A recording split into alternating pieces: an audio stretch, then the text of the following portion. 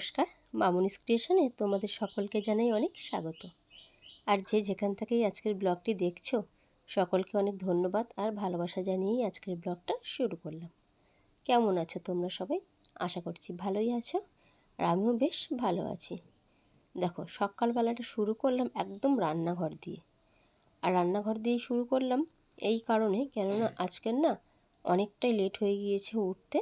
ওই জন্য আর কি অন্যান্য কাজ তোমাদের সাথে শেয়ার করলাম না, একদম চলে এসেছি রান্নাঘরে। দেখো, গ্যাসেও একটা তরকারি বসিয়েছি, উনানে আমার ভাতও হয়ে গিয়েছে। আর এখানে দেখো মাছ ভাজা করছি, মাছটাকে আর কি ঝাল করব। যেহেতু একটা তরকারি হয়েছে, ভাত হয়েছে, আর একটা ভাজা হবে, ওই জন্য আর অন্য কিছু করলাম না, মাছের ঝালটাই করলাম। কাঁচা লঙ্কা টমেটো ফোড়ন দিয়ে, কাঁচা লঙ্কা কালো জিরে ফোড়ন আর টমেটো, আর দেব বেশি করে একটু জিরে বাটা। এই জিরে বাটা দিয়ে মাছের ঝালটা না খেতে খুব সুন্দর হয়। দেখ, চলো রান্নাবান্নাটা আর কি করি। সকালবেলা উঠেছে না একটু দেরি করে, অন্যান্য কাজগুলোতে মানে তাড়াহুড়ো করে করেছি। আর তোমরা তো জানোই যে একটা ভিডিও করতে গেলে, একটা শ্যুট করতে গেলে তার জন্য একটু সময় হাতে রেখে কাজ করতে হয়। আর কদিন না আমার শরীরটা না একটু ভালো যাচ্ছে না, ওই জন্যই আর কি একটু উঠতে দেরি হয়ে গিয়েছে। আর পিকুবাবু তো স্কুলে যাবে, জানোই তো তোমরা, ওই জন্য 8:30টার মধ্যে রান্না আমার কমপ্লিট করতে হয়। অন্যান্য সময় হয়তো দেরি হয়, কিন্তু পিকু স্কুলে গেলে না একটু তাড়াহুড়ো আমার একটু লেগেই থাকে, কেননা ওকে তো রেডি করে নিজে রেডি হয়ে তারপর ওকে নিয়ে যাই, ওই জন্য একটু আর কি দেরি হয়। যাই হোক, চলো রান্নাবান্না শেষ, পিকুকে খাওয়াই, নিয়ে ওকে যাব স্কুলে। পিকুকে তো কেজি 1-এ ভর্তি করেছি।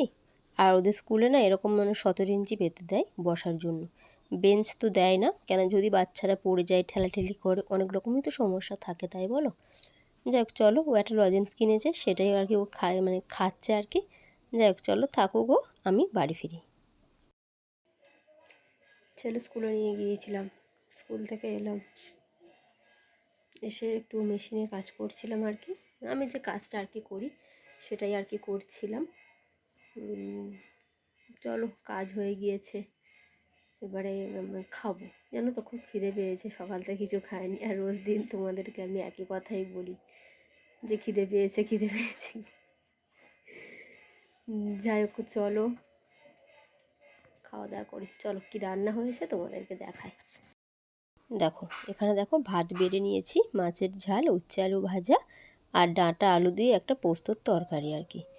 যাই হোক, চলো ভাতটা খেয়ে নিই। এখন বাজে না 1:30টার মতন। খাওয়া দাওয়া করে এই একটাই বাসন আছে, সব কিছু আগে মাজা হয়ে গিয়েছে, এটা মেজে রেখে আবার যাব আমার ডিউটিতে। ডিউটি মানে পিকুকে আনতে। ওর ছুটি হয় না 2:20-তে। আর কি বলতো, ও ভাত খেয়ে যায়, আর টিফিনটা একটু ভারী করেই দিই। ও এসে না ভাত খেতে চায় না, একটু ঘুমোয়, আর 1 ঘন্টা পরে তারপর আর কি খায়, 1-1.5 ঘন্টা পরেই আর কি খায়।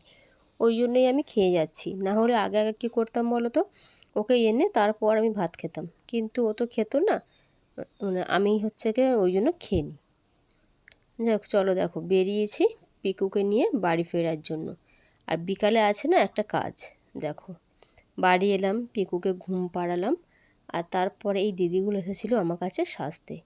এই দিদিটার বাড়ি না মথুরাপুর, মানে আমাদের বাড়ি থেকে প্রায় 20 কিলোমিটার কি আরেকটু হয়তো বেশি হবে। সেখান থেকে এসেছিলো আমার কাছে সাজতে। মানে এটা শুনে খুব ভালো লাগে যে যখন মানুষ দূরে থেকে আসে নিজেকে একটু মানে ভালো দেখার জন্য, ভালো তৈরি করার জন্য, মানে আসে।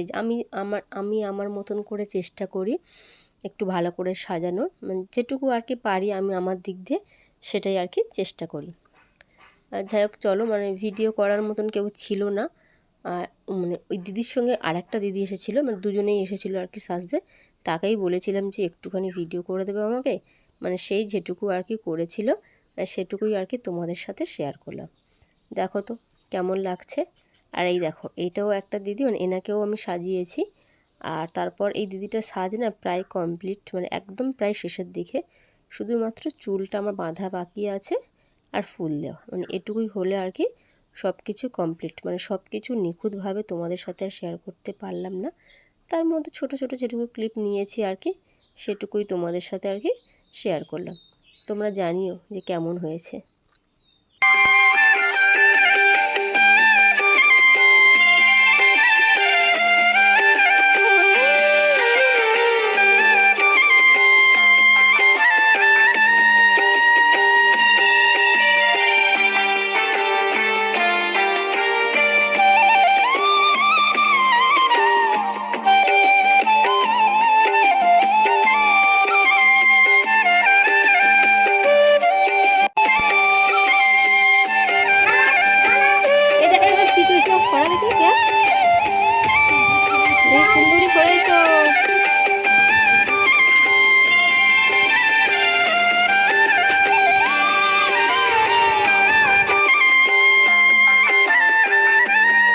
যাই হোক চলো, দুজনকে সাজানো কমপ্লিট। আর এখানে দেখো আমার ঘরের অবস্থা, কিছু আর ঠিক নেই, মানে একদম সব কিছু কী বলবো অগোছালো হয়ে গিয়েছে।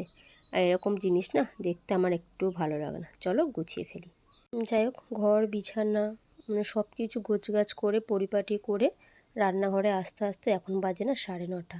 এখানে দেখো আলুর দম বসিয়ে দিয়েছি। আর পিকুকে স্কুল থেকে এনে আমি একটু ময়দা মেখে আর কচুরির জন্য মটরশুঁটির পুর করে, পুরগুলো আর কি লেচিতে ভরে আমি রেখে দিয়েছিলাম ওই দিদিগুলো আসার আগে। আমি জানি তো গো, সাজতে সাজতে না প্রায় অনেকটাই সময় লাগে। আর এটা ওটা খুঁটিনাটি অনেক কিছুই তো আছে, সেই জন্য আর কি। দেখো এখানে সব কিছু একদম রেডি করে রেখে গিয়েছিলাম। আর একটা মানে বড় থাকে গামলা পুরোটা চাপা দিয়ে গিয়েছিলাম। আর এখন শুধু পালা কয়েকটা বেলে নিয়ে ভাজা। আর আলুর দম তো দেখলেই তোমরা প্রায় রেডি আমার একদম।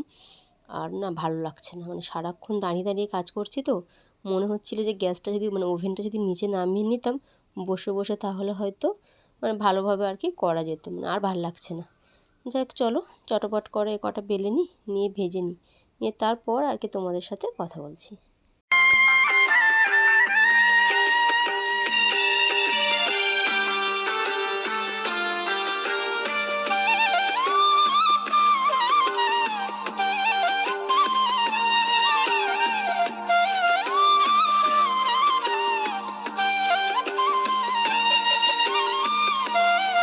দেখো এখানে দেখো মানে কচুরিগুলো আর কি ভাজা হয়ে গিয়েছে। চলো খাওয়া দাওয়াটা কমপ্লিট করি, করে আর কি মানে এটা দাদার আর আমার ছেলের খাবার আর কি, আমি এখনও খাইনি। চলো খাওয়া দাওয়া কমপ্লিট করি, পরে তোমাদের সাথে দেখা করছি। দেখো মানে সারা দিন তো আজকের একটুও রেস্ট পাইনি জানো তো, একটার পর একটা কাজ মানে হতেই চলেছে, রেস্ট পাইনি। এখন প্রায় 10:30। সব কাজকর্মই সেরে নিয়েছি, খাওয়া দাওয়াও করে নিয়েছি। শুধু এবারে মাথাটা বাঁধবো, মানে চুলটা আর কি আঁচড়াবো, মানে সারাদিন থাকো সময়ই পাইনি, কী অবস্থা। আঁচড়াবো, আঁচড়িয়ে ঘুমানোর পালা, আর কিচ্ছু করবো না। আজকে তো বাসন মেজে রাখিনি, পড়েই আছে, কাল সকালে পিকুর স্কুল আছে, জানি না কখন কি করব। তবুও কাজ আর ভাল লাগছে না কাজ করতে। যাই হোক চলো তাহলে আজকের ব্লগটা এখানেই শেষ করছি। সবাই সুস্থ থাকবে, ভালো থাকবে আর সাবধানে থাকবে। আর ব্লগটি কেমন হলো অবশ্যই কমেন্ট করে জানাবে। দেখা হবে খুব তাড়াতাড়ি আবারও একটি নতুন ব্লগের সাথে। ততক্ষণের জন্য টাটা। দেখো আমার পিকু বাবু, ও কালকে স্কুলে যাবে না বলছে। যাই চলো তাহলে আজকের মতন টাটা, গুড নাইট।